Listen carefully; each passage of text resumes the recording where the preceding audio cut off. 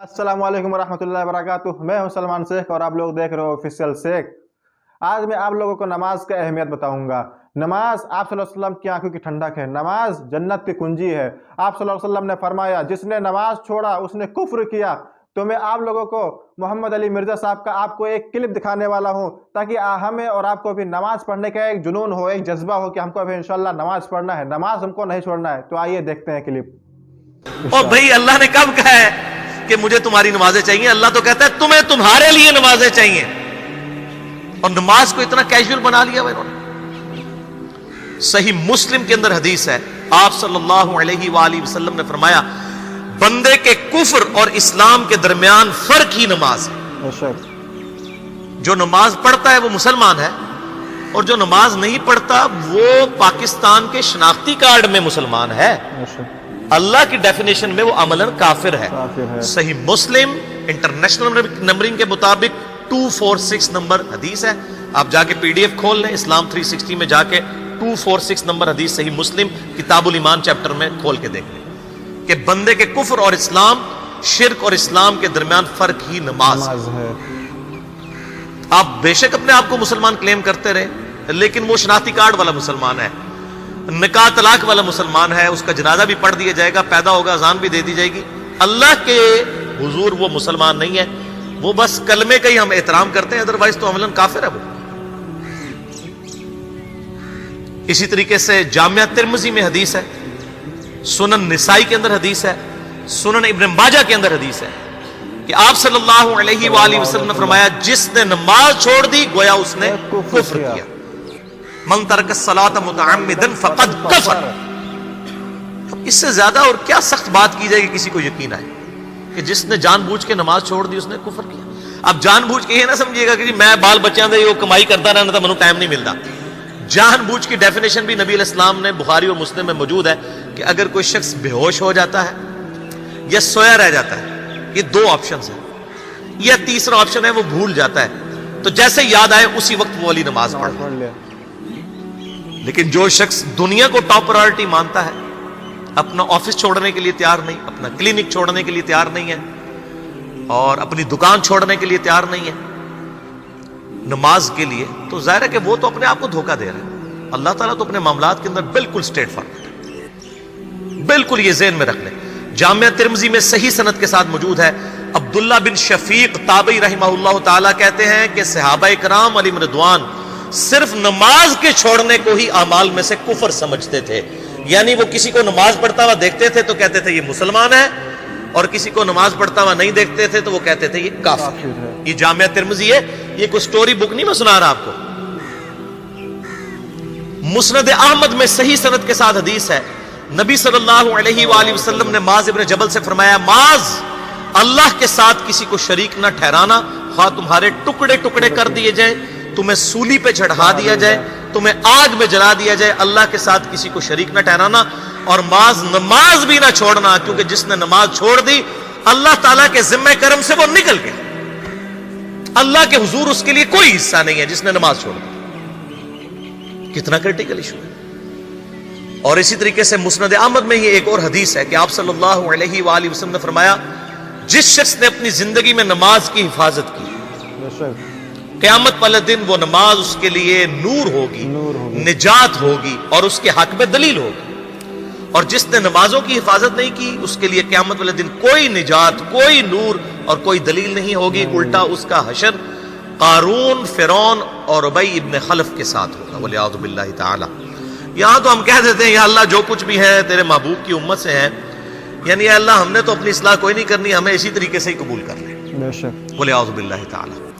और कुछ वैसे उलमा का भी इसमें बड़ा बुरा किरदार है कि उन्होंने नमाज को भी इतना मुश्किल फर्ज बना के पेश किया है कि एक आम आदमी के लिए, और जो दुनियावी मामलात के अंदर भी इन्वॉल्व है, और किसी ऐसी औरत के लिए जिसके कई बच्चे हैं, मतलब उस रूटीन के अंदर उस नमाज को मैनेज करना मुश्किल हो जाता है। सही। हमें तो इशा की सिर्फ 17 रकतें बता दी गई हैं, हालांकि 24 घंटे के अंदर टोटल नमाज की रकतें 17 हैं जिनकी अकाउंटेबिलिटी है।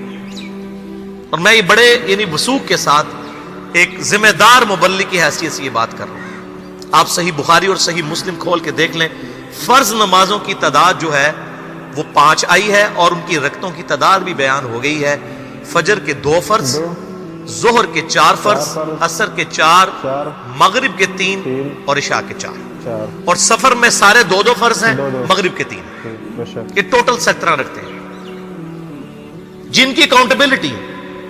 باقی جنہ گڑ پاؤ گے انہ میٹھا، وہ ساری نفلی عبادت ہے. وہ بخاری اور مسلم دونوں میں حدیث ہے، جس نے فرض کے علاوہ 12 رکعتوں میں استقامت کی، اور وہ 12 رکعتیں آپ صلی اللہ علیہ وآلہ وسلم نے پڑھ کے بھی بتائیں. اور امہات المومنین میں سے سیدہ عائشہ نے، سیدہ ام سلمہ نے، سیدہ ام حبیبہ رضی اللہ عنہن نے روایت بھی کی کہ 2 فجر سے پہلے، 4 ظہر سے پہلے، 2 ظہر کے بعد، 2 مغرب کے بعد، 2 عشاء کے بعد. یہ 12 سنت موقدہ، جس نے یہ پڑھی اسے جنت میں محل ملے گا. اگر کوئی نہیں پڑھتا تو گناہگاری والا معاملہ کوئی نہیں ہے. اسی طریقے سے اس کے علاوہ ایک اور وتر کی نماز ہے جو سنت موقدہ ہے.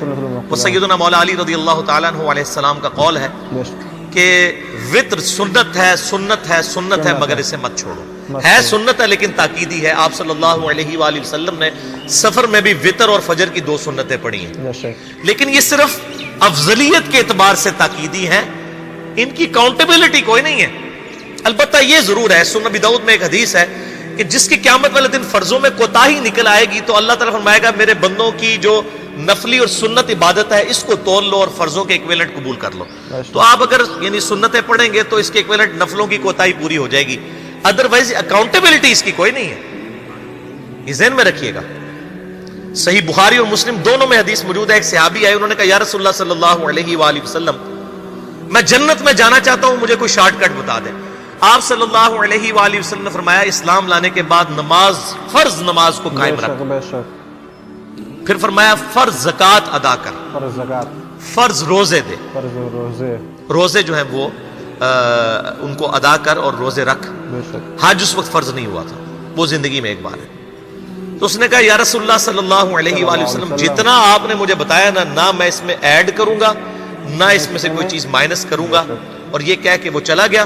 آپ صلی اللہ علیہ وآلہ وسلم نے فرمایا اگر کسی نے کسی جنتی شخص کو دیکھنا ہے تو اس کو دیکھ لے جو یہ کہہ کے گیا کہ میں فرض نماز سے زیادہ کوئی نماز نہیں پڑھوں گا، صرف فرض روزہ ہی رکھوں گا، فرض زکوٰۃ ہی دوں گا.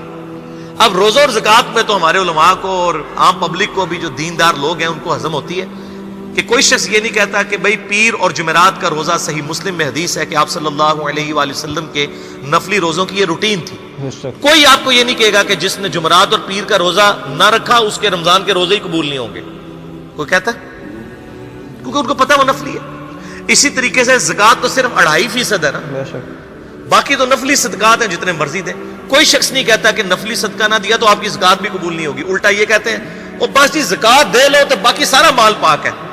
لیکن جب فرض نماز کی باری آتی ہے تو اس وقت وہ 12 رکھتے ہیں بھی سنت موقدہ بیچ میں گھسیٹ دیتے ہیں. وہ بھی صرف فضیلت ہے. ٹوٹل 17 رکھتے ہیں، 2 فجر کی، 4 ظہر، 4 عصر، 3 مغرب، 4 عشاء.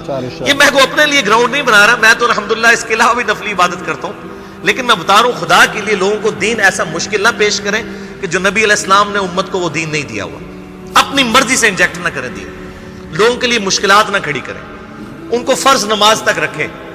پھر انشاءاللہ کئی لوگوں کو میں نے اس نے نماز شروع کروائی، انہوں نے سنت نماز بھی، نوافل بھی شروع کر دی ہیں. لیکن آپ کم از کم وہ ڈیٹم لیول تو اچیو کروائیں لوگوں کا. لیکن فرض نماز کی باری آتی ہے کہتے ہیں جی سنتے بھی حصہ ہیں. کہاں سے میرے بھائیوں حصہ ہے؟ وہ 17 رکھتے ہیں. سنتیں پڑھیں گے ثواب ہے، نہیں پڑھتے گناہ کوئی نہیں ہے. تو کم از کم فرض تو ادا کریں. اس کے لیے آپ کو ٹوٹل 24 گھنٹے میں میرا خیال ہے 40 منٹ بھی نہیں چاہیے فرض پڑھنے کے. تو اس کے اوپر تو استقامت کم از کم ہم اختیار کریں. اور چھوٹی چھوٹی جو نٹی گٹیز ہیں ان کو تو ہم نے اتنا فالو کیا ہوا ہے، اور فرض نماز کے بارے میں ہم اتنے کیجول ہو جاتے ہیں. تو یہ فرض نماز کی امپورٹنس اس حوالے سے ضروری تھی، اس لیے میں نے ساتھ ہی بیان کر دی.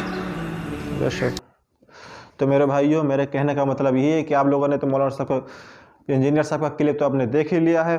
میرے کہنے کا مطلب یہی ہے کہ ہم جو بزنس کرتے ہیں ہم اپنے بزنس کو 5 منٹ کے لیے چھوڑ کے نماز کی طرف جائیں، کیونکہ نماز ہی ہم لوگوں کے لیے جنت میں لے جانے کا ایک ذریعہ ہے. آپ صلی اللہ علیہ وسلم نے فرمایا نماز جو بندہ پڑھتا ہے قبر میں نماز اس کے لیے سوال و جواب کا حساب آسانی فرما دیتا ہے. نماز پلسرات کا راستوں کو آسان فرما دیتا ہے. بولتے ہیں کہ پلسرات کا راستہ ایسا ہے کہ بال سے زیادہ باریک ہے اور تلوار کی دھار سے بھی زیادہ تیز ہے. تو بھائی جس کا اعمال رہے گا اسی طرح اس کو پلسرات کا راستہ پار کرا دے گا۔ اور ہم لوگ جو دنیا میں رزق کی وجہ سے پریشان ہے، ادھر بدر دوڑتے بھاگتے پھرتے رہتے ہیں، تو آپ صلی اللہ علیہ وسلم نے فرمایا جو شخص نماز پڑھتا ہے وہ کبھی بھوکا نہیں سو سکتا۔ اللہ رب العزت اس کے گھر پہ وہ معمول کھانے کا انتظام فرما دیتے ہیں۔ تو بھائی میرے کہنے کا مطلب یہ ہے کہ اللہ رب العزت ہمیں اور آپ کو 5 وقت کی نماز پڑھنے کی توفیق عطا فرمائے۔ وآخر دعوانا ان الحمد للہ رب العالمین۔